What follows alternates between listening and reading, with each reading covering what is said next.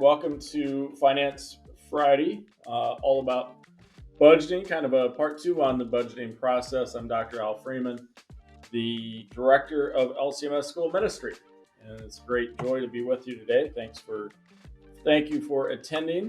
We are once again blessed to have Grant Manor with us. Welcome everybody to Finance Friday afternoon session, our December meeting. We are going to talk about some budgetary stuff again, as we have the last several sessions, whether that's preparing your budget for next year, because we are coming upon budget season again, as much as some people won't want to hear that. And we'll just talk about some other things to keep in mind. To start off, though, I want to reiterate, I'll share my screen here. I want to really plug the budget template that we talked about and went through last session. And so, again, this is available to you in the SharePoint folder that Will has shared with you. And so please feel free to use this in your budget process, or I hope you're already using it.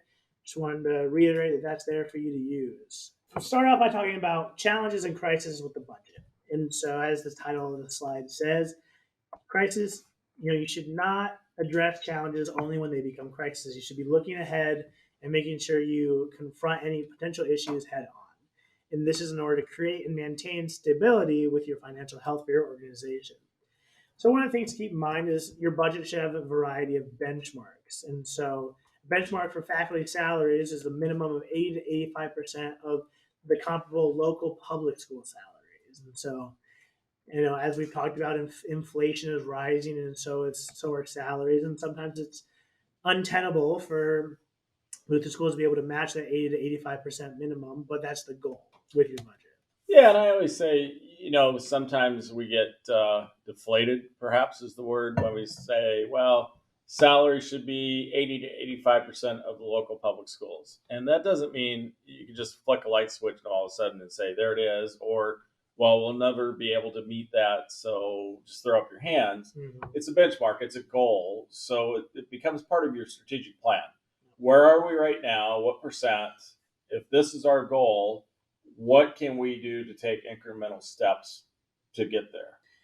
And so expenses for your faculty salaries and benefits have that benchmark or that target goal of 70% of the total revenues in the annual operating budget. And part of that revenues, the total revenues that we were just talking about, is hard income. Another thing to keep in mind, these challenges per se, is that your tuition fees and ancillary revenues are your hard income, and they shouldn't be less than 95% of the total revenues in the annual operating budget. So we talked about hard income and soft income a little bit last session.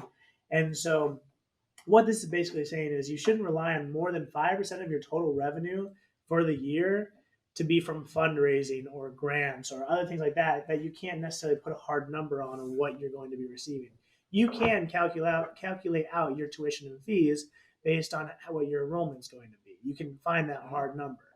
And so you shouldn't have more than 5% of your total revenue being that soft income, that unpredictable. So that last point there in the slide shows fund and operating reserve. And this is a very important challenge that is necessary for the survival of your school and church as an organization, as the entity. And so, as we all know in life, unexpected things happen.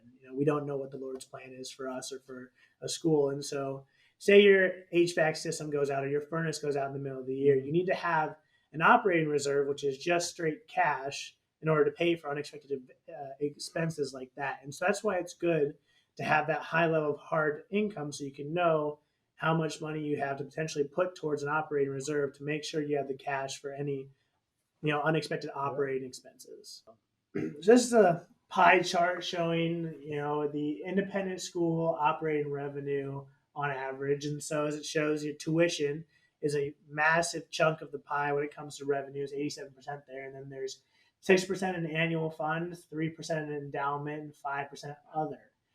And so this comes from the Business Intelligence for Independent Schools. And so it's just a nice visual aid to show really how much comes from your tuition, and so how important it is to know what your tuition is. All right, and so setting tuition. And so this is a nice little breakdown of your proposed tuition formula. At the bottom it says tuition is determined by dividing net revenue which is gross revenue minus income from fees and net auxiliary revenue, by the total projected enrollment. And so, as you can see, this chart kind of lays out nice, clean numbers to break down, your projected income from fees and auxiliary revenue, which gives you a subtotal of 100,000, which then is subtracted from your total operational costs, which is a million. Again, a nice clean number just for us showing you. And then if you have a projected enrollment number, you can then divide that net expenses by your projected enrollment to receive what your projected tuition should be, about $4,000.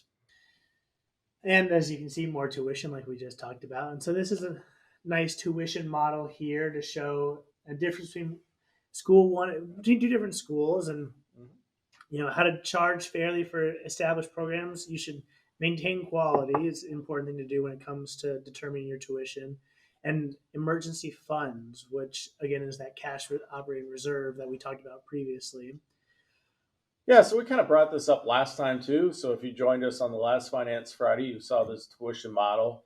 And really what we're speaking to here is that empty seat cost. Mm-hmm. So if you take a look at the tuition of $10,000, 12 students enrolled, where over on the right-hand side, basically what they're doing is they're providing a discount to 4 students to be in that classroom. So you fill it with 16 instead of 12.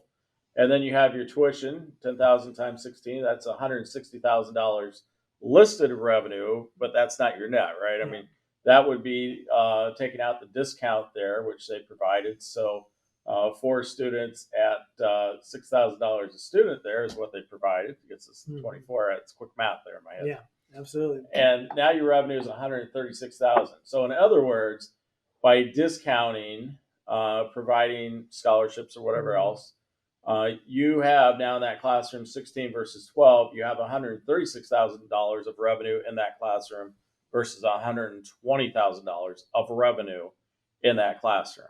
So if your gross tuition is increasing more than your net tuition is increasing, that means you are spending more than you're bringing in. And so you're trying to cover those expenses by continuing to raise your tuition, but you're not necessarily covering the gap because your net tuition is not changing and it's not growing with your gross tuition. And so then that's maybe an indicator to look at, okay, where are we spending all this money? So funding paradigms, we've got a couple of things here that partnerships, whether it's homeschool or other groups. As a former homeschool student myself, I can attest to the fact that is not only is this valuable to the schools that have those partnerships, it was a blessing to me and my family as a homeschool family. Me and my 3 siblings could all take part in maybe things that weren't available to us as homeschoolers. And along with those partnerships, or expand offerings, whether that's after school enrichment. You have this wonderful resource, a school building or maybe a gym or other facilities that you're not using after 4 o'clock in the day. And that's, 6-8 hours you could rent it out to various organizations or people to make use of that, resource that you're still spending money on even when you're not there. This kind of just hits all of the different areas that are important to keep your eye on to determine your financial health of your organization. That's cash liquidity, like we were talking about with your reserve. And accounts receivable. If you have invoices outstanding for that you need people to pay, if you allow things to go on too long, or if you have tuition that is a bad tuition account, you keep an eye on that, because while it might look like you have a lot of, on your books, it might look like you have a lot of money left outstanding. Sometimes you might not receive all that money that's receivable. And dependency on fundraising, we talked a little bit about this with the hard income and soft income. You don't want to be too dependent on the fundraising because you might not know how much money comes in each year. And there at the bottom, 70% of expenses should pertain to your people. The salary and benefits we always talk about with teachers, and 20% should be for the operating of your school, curriculum, utilities, new equipment, things like that. Then 10% should be set aside for debt, reserves, capital expenditures. So whether that's buying more land, or you have a mortgage, or you set aside cash for that cash reserve we keep talking about today. Great benchmarks, right? Yes. And again, these are benchmarks, these are goals, because 70% of your expenses, salary and benefits in a Lutheran school right now, it's normally 85%, which means that since you're at 85% toward that, you're probably down a little bit from, you're not setting anything aside for the debt reserves, perhaps, or you might be setting 2% aside for that, so that you can take 8% of that and put toward your operating of the school. So it's a chess game a little bit, but This is goal oriented. So Dr. Freeman's special, know your message, tell your message, live your message. Yes, and that's really it. And that's no, at any point in time when someone asks you why, you're able to espouse it. You know, we say it all the time here. You have to maximize what we have. We need to figure out, how do we pay our teachers a salary, our workers a salary that we should be paying them. And if we're not, how do we get there? And what is that salary number? That means different revenue streams coming in. How are we taking care of the students with the program needs, academic, social, co-curricular program offerings? No, these are all our overall items. Hey, Will from School Ministry, and if you enjoyed that Finance Friday video, then you should probably check out these videos over here. And if you're new to LCMS School Ministry on YouTube, maybe click here so you can subscribe and always get our latest content.